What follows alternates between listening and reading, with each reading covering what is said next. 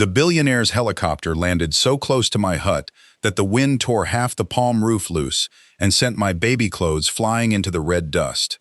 I was 7 months pregnant, barefoot, holding a bucket of water with both hands. And for a few seconds, I thought the sky itself had decided to punish me. The noise came first, a deep chopping sound above the trees. Then the goats started running. The chickens scattered under the old wooden bench. My neighbor's children screamed and pointed upward. And before I could even understand what was happening, a shining black helicopter dropped from the clouds and settled on the open patch of land beside my hut like it owned the earth. Dust rose everywhere. It filled my nose, entered my mouth, stung my eyes. The small cooking fire outside my hut went out. The cassava leaves I had washed for soup blew into the dirt. The baby shirts I had hung on the line flew across the yard like frightened birds. And then the helicopter door opened. 2 men in dark suits jumped out first, then another. Then a tall man stepped down slowly, wearing sunglasses, a white shirt, and a dark jacket that looked too expensive for our village air. He was the kind of man people recognize even before knowing his name. His shoes were clean. His watch flashed in the sun. His face was calm, serious, used to command. Behind him, a woman climbed down too, holding a tablet and shouting over the wind. "Sir, we only need 10 minutes. The survey team is waiting near the river." Survey team. River. 10 minutes. I stood frozen beside my fallen laundry line, one hand on my stomach, watching strangers walk across the land my grandmother had left me. The tall man removed his sunglasses and looked around. Not at me first. At the land. At the old mango tree. At the narrow path to the stream. At the dry grass. At my hut. Then his eyes finally found me. He frowned like I was an unexpected detail. "Who lives here?" he asked. I almost laughed. My hut was behind me. My cooking pot was overturned. My clothes were covered in dust. My unborn child was kicking hard because even the baby was probably angry. "I do," I said. My voice came out rough. The woman with the tablet stepped forward. "This land has been marked for temporary access. We were told it was empty." Empty. That word lit something inside me. I looked at my broken roof, my scattered baby clothes, my water spilled across the ground. "My home is empty to you?" She glanced at the hut and looked uncomfortable for half a second. Then she returned to her professional face. "We apologize for the inconvenience. Our pilot needed a safe landing area." I stared at her. Safe for whom? The tall man looked at my stomach, then at the hut again. His face changed slightly. "Are you alone here?" I lifted my chin. "Yes." He frowned deeper. "Where is your husband?" The question struck harder than the dust. My husband. There was no husband. Only a man named Joseph who had promised marriage, taken my savings, disappeared after learning I was pregnant, and sent one message through his cousin saying he was not ready for family responsibility. I had stopped saying his name out loud. "A woman can live without a husband," I said. One of the guards looked away. The man in the expensive jacket held my gaze. I did not mean offense, then mean repair. His eyebrows lifted. I pointed at my roof. "My roof is torn. My water is wasted. My baby clothes are in the dirt. My food is ruined. Your helicopter landed on my home as if poor people's roofs are part of the ground." The woman with the tablet opened her mouth, maybe to answer. He raised one hand and stopped her. "What is your name?" he asked. "Nia." "Nia what?" "Nia Mensa." The moment I said my full name, something happened. The man went still. Not confused, not curious. Still. As if a door had opened in his memory and cold air had entered. He looked at my face more carefully, then at the small scar above my left eyebrow. His voice dropped. "Nia Mensa?" I tightened my grip on the bucket. "Yes." His face changed completely. The calm billionaire mask cracked. He took one step closer. The guards moved with him. He raised a hand again. "Wait." His eyes were no longer scanning land. They were searching years. "You lived near Ashford Bridge," he said quietly. About 12 years ago. My breath stopped. Ashford Bridge. A different town. A different life. A different version of me. Before my grandmother died. Before Joseph. Before the hut. Before shame entered my name, I stared at him. How do you know that? He swallowed. Because you helped me. I shook my head. I don't know you. You did then, he said. Not like this. His voice grew softer. There was a storm. My car went off the old bridge road. I was hurt, bleeding. Everyone else ran because they thought the car would catch fire. But a girl climbed down the ditch and pulled me away before the engine smoked. The bucket slipped from my hand and hit the ground. Water splashed over my feet. I remembered. Rain, mud, a crushed black car, a young man trapped against the steering wheel, blood on his forehead, my hands shaking as I dragged him by the shoulders, his voice fading as he asked me not to let him sleep. I was 18 then, thin, wild-haired, barefoot in the rain because my sandals had broken. I had stayed with him until help came, then disappeared before reporters arrived because my grandmother was sick at home and I could not afford questions from police or rich people. The man took another step closer. I looked for you, he said. I could not speak. My name is Adrian Vale. The woman with the tablet gasped softly. Of course I knew the name. Everyone knew Adrian Vale. Billionaire developer. Owner of Vale Infrastructure. The man trying to build a new luxury eco-resort near our river. The man whose helicopter had just damaged my hut. But in my memory, he was not a billionaire. He was a dying young man in a ditch, holding my hand in the rain. He looked at my torn roof again, then at my stomach, then at me. His voice became thick. 12 years ago, you saved my life. I looked at the dust-covered baby clothes lying near his expensive shoes. And today, I said, you nearly destroyed mine. Before I continue, tell me where you are watching from tonight. And if you have ever helped someone when you had nothing, only for life to bring them back when you needed help most, stay with this story. Because sometimes the person who lands on your hut is the same person you once pulled out of the rain. My life had never been easy, but it had once been warmer. I was raised by my grandmother, Amma Mensa, in a small house near Ashford Bridge. My mother died when I was 6. My father left before memory could decide whether to keep his face. So Grandma Amma became mother, father, teacher, doctor, judge, and shelter. She sold vegetables by the roadside, tomatoes, okra, garden eggs, pepper, sometimes oranges when the season was kind. We were poor, but my grandmother never let poverty become dirt on our spirit. Nia, she used to say, poor is a pocket, shame is a chain. Do not wear what you can remove. She taught me how to plant, cook, count money, read people, and pray without begging heaven to do work my hands could do. I went to school when fees were paid, stayed home when they were not, helped at the roadside stall, washed clothes for neighbors, carried water, sold fried plantain in the evening. I dreamed of becoming a nurse because I liked the idea of being useful in a way that did not make people look down on me. Then my grandmother got sick. Kidney problems, swollen feet, tired breath, hospital bills that sat on our table like uninvited relatives. I dropped out at 17 and worked anywhere I could. That was when the accident happened. A storm had broken over Ashford Bridge one evening. The road was muddy, slippery, and half flooded. I was walking home with medicine for my grandmother wrapped in plastic under my blouse when I heard metal hit stone. A car had gone off the road into the ditch. People gathered quickly, as people do. They shouted, pointed, argued. But when smoke started rising from the front of the car, everyone stepped back. I saw him inside. A young man, face bleeding, one arm trapped, eyes half open.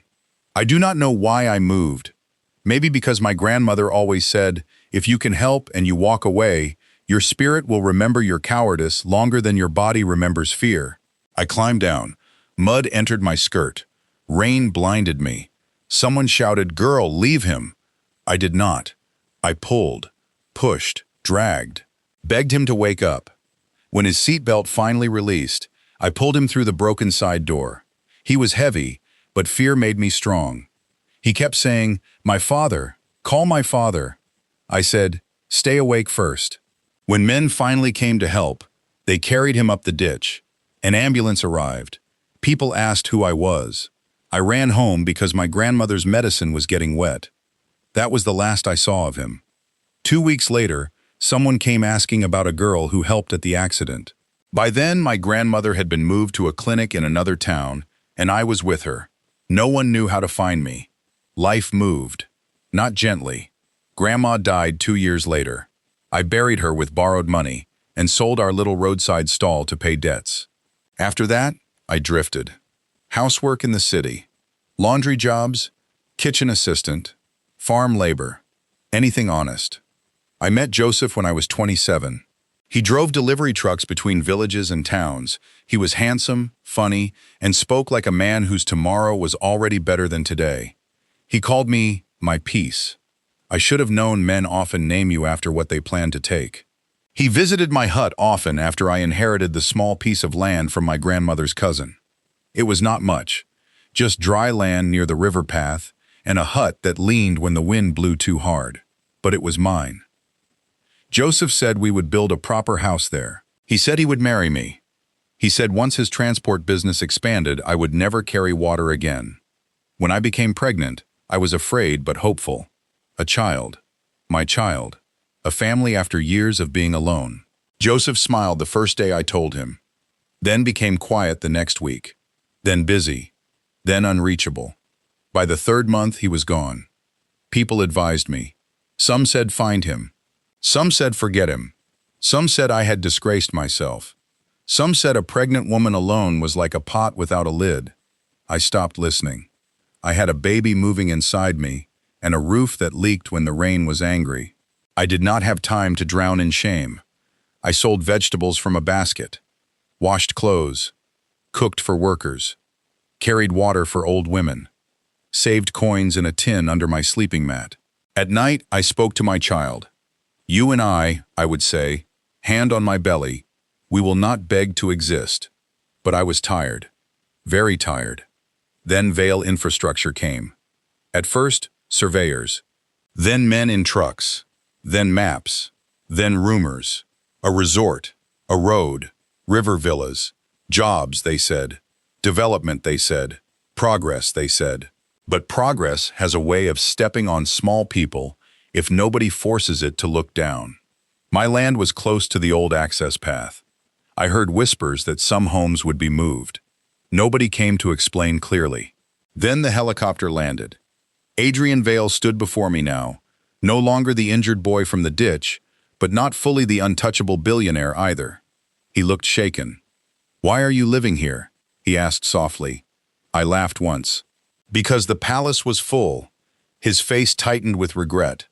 I didn't mean, I know what you meant. How did the girl who saved your life become a pregnant woman in a broken hut? He did not answer. Good. Some questions are not meant to be answered quickly. He turned to his staff. Cancel the survey. The woman with the tablet looked startled. Sir, the minister is expecting. Cancel it. But the schedule. He turned sharply. I said cancel it. She stepped back. He faced the guards. Get the repair team from the village office, now, and bring water, food, and a doctor. I don't need charity, I said. He looked at me. This is not charity. We damaged your home. Yes, you did. And I owe you more than repairs. No, I said. You owe me repairs. Do not make my life into a debt that lets you feel noble. His eyes widened slightly. Then he nodded. You are right. That surprised me. Rich men rarely accepted correction without turning it into generosity. He removed his jacket and handed it to his assistant. Then he began picking up the baby clothes from the dirt, one by one. A billionaire, bending in the dust, collecting tiny shirts. The village watched like the moon had fallen. Mama Essie from the next hut whispered, "Is he mad?" I almost smiled. Adrian picked up a white baby cloth, shook dust from it gently, and handed it to me. I'm sorry, he said. This time, I believed he knew the shape of the words. The doctor arrived from the company clinic within an hour. I refused at first, but Mama Essie scolded me until I sat down. The baby was fine. Strong heartbeat. My blood pressure was high but not dangerous. Adrian stood far enough away to give me privacy, but close enough to hear when the doctor said I needed rest, better food, and less stress. I laughed at that. Less stress sounded like something sold in shops rich people owned. By sunset, his workers had patched the roof better than it had been before. They fixed the broken laundry post, replaced my water jars, brought rice, beans, oil, fruit, soap, and a proper mattress. I accepted the repairs. The food, I hesitated over. Adrian noticed. "This is compensation for damage," he said, "not pity." I looked at him. "You learn quickly. I had a good teacher 12 years ago." I looked away. That memory still felt too large. As he prepared to leave, he said, "Nia, I would like to come back tomorrow, to speak properly." About the resort? About everything. I almost said no, but I thought of the survey team, the land, the river. The other families who might not have a billionaire recognize them from an accident. "Come," I said, but no helicopter. For the first time, he smiled. No helicopter. The next day, Adrian arrived in a simple truck with only one assistant. Still too polished for the village, but less like an invasion. He sat on a wooden stool outside my hut. It looked ridiculous. His knees were too high. His shoes too clean. Mama Essie laughed loudly from her doorway. I made him ginger tea. He drank it without complaint, though his eyes watered. "Strong," he said. "Good things are." He nodded. Then he told me his story. After the accident, he had spent months recovering. His father, Richard Vale, had searched for the girl who helped him. They found rumors, but no name, no address. Adrian said the accident changed him. He studied infrastructure, joined the family company, and later took over after his father died. "I always wondered what happened to you," he said. "I happened to myself," I replied. He smiled sadly. Then we spoke about the land. Not romance, not fate. Land. I told him his people were frightening villagers, marking homes without proper explanation, offering unclear relocation promises, treating huts as obstacles, and calling it planning. He listened. At first like a businessman, then like a man remembering a ditch. By the end, he was quiet. "I did not know it was happening like this," he said. "You should have." "Yes," he said. "I should have." Another answer that surprised me. Over the next week, everything changed. Adrian suspended the resort access plan. His executives were furious. The district officials were confused. The village was suspicious. I was suspicious too. Suspicion is not bitterness when life has given you reasons. He called a public meeting under the old mango tree. Not in town, not at an office, in the village. He brought maps, translators, legal officers, and community advocates who were not on his payroll. He made his team explain every part of the project in plain language. He listened when old women shouted. He listened when fishermen complained about river access. He listened when farmers said compensation figures were too low. He listened when I asked why no pregnant woman, widow, farmer, or tenant had been included in the planning committee. Then he looked at his executives and said, "Add them." One man in a gray suit objected. "Sir, that will slow the timeline." Adrian replied, "Then the timeline was dishonest." That sentence traveled through the village faster than market gossip. People began seeing him differently, not trusting him fully, but watching. Trust does not arrive in a helicopter. It walks. Slowly. Adrian kept coming. Sometimes with officials. Sometimes with engineers. Sometimes alone with documents. He repaired the village borehole. I warned him not to use it as publicity. He did not. He created a land rights review for families without papers. He funded a maternal clinic after Mama Essie told him women were giving birth on motorbikes before reaching town. He hired local labor, but also trained them, so they were not only carrying stones while outsiders handled machines. And he visited me. That was the complicated part. At first, he came to discuss the community committee. I had been chosen by the women to represent households near the river. I did not want the role. They insisted. "You speak sharp," Mama Essie said. Sharp things cut lies. So I became the pregnant woman on the planning committee. Men who had ignored me before began greeting me carefully. Adrian and I talked after meetings, sometimes about land, sometimes about my grandmother, sometimes about his father, sometimes about the accident. He asked why I never came forward. I said, poor people do not always trust rich gratitude. Sometimes it becomes a cage. He thought about that for a long time, then nodded. You were right to be cautious. As my pregnancy grew heavier, he became quietly protective. Too quietly. He sent fruit through Mama Essie. I sent half back until he learned to ask first. He arranged transport for clinic visits but never announced it in public. He brought baby supplies one day and said, "These are from the company relief account." I looked at him. Liar. He smiled. I am learning, but not perfect. I accepted 2 blankets and refused the expensive crib. My hut has no space for rich furniture, I said. Then we make space. No, then we wait. He respected that. Respect was the first thing that made me afraid. Not his money, not his kindness. Respect. Because Joseph had been charming, but not respectful. There is a difference. One evening, rain came hard. Adrian had stayed late after a committee meeting. The road became muddy, so he waited under my roof with Mama Essie, 2 village elders, and me. The patched roof held. I noticed him looking at it. What? I asked. I'm glad it doesn't leak. It learned manners after meeting your helicopter. He laughed. A real laugh. Not billionaire laugh. Human laugh. Then the baby kicked hard. I winced and pressed my hand to my stomach. Adrian's face changed. Are you all right? Yes. Your godchild is fighting me. He froze. I had said it jokingly, but the word landed. Godchild. His eyes softened. May I?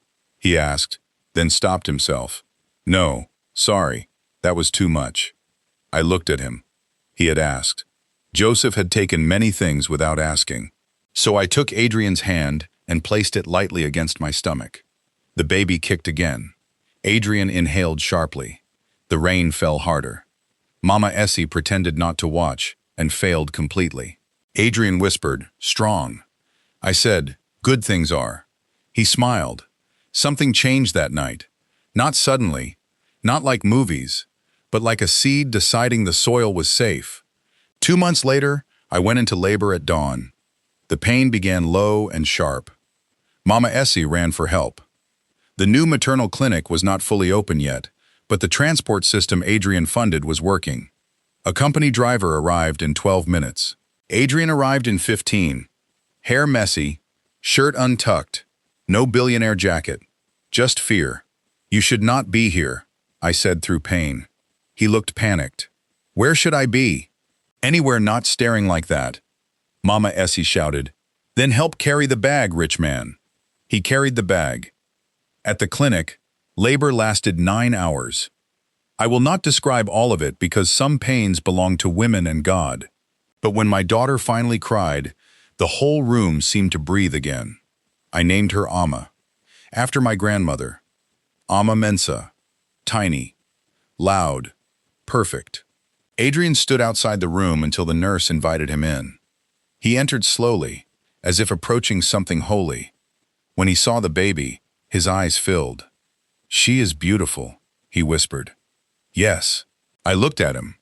For a moment, I saw the young man from the ditch, the billionaire from the helicopter, the man on the wooden stool, all standing inside one face.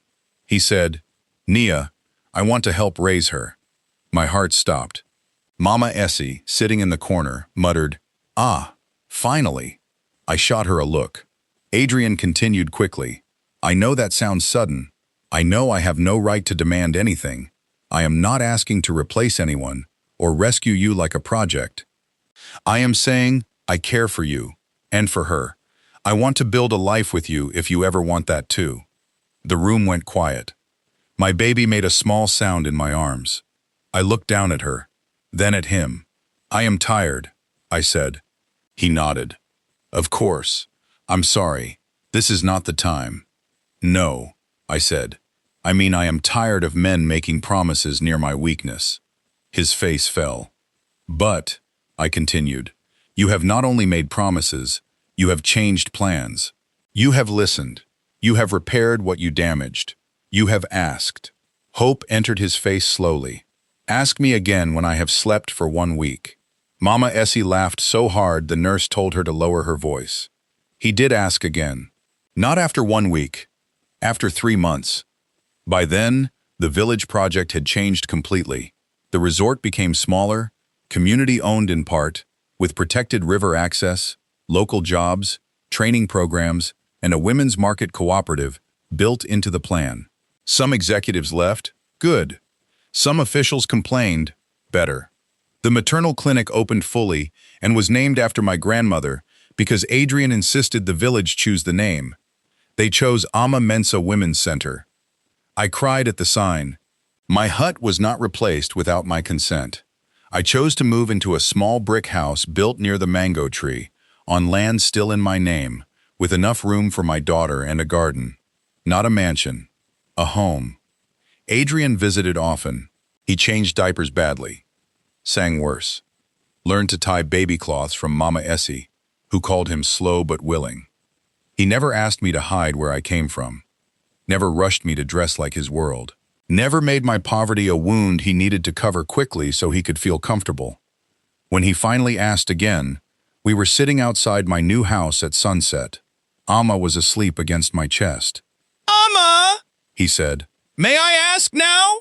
I smiled. "You waited long enough." He took a breath. "Will you let me walk beside you?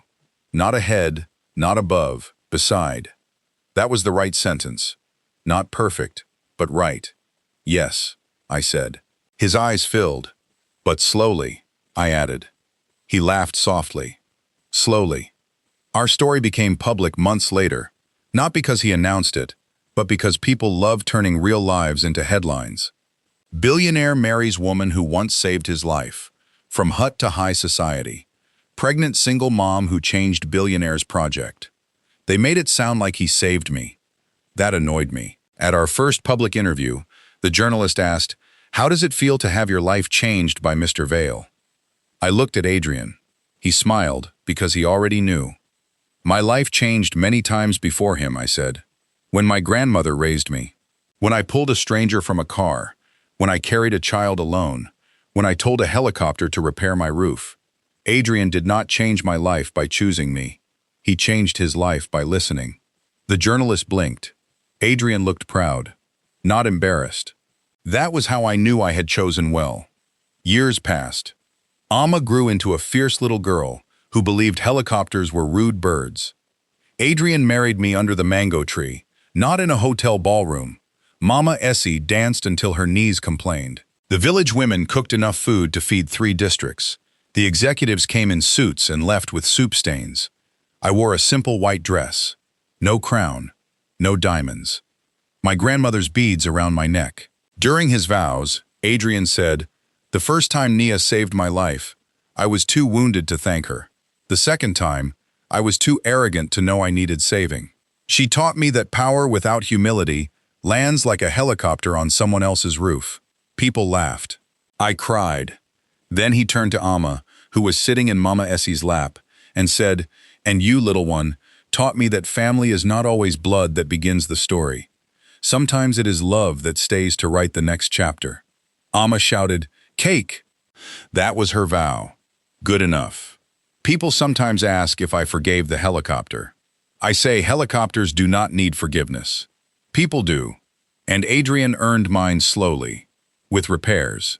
With changed decisions. With humility. With respect.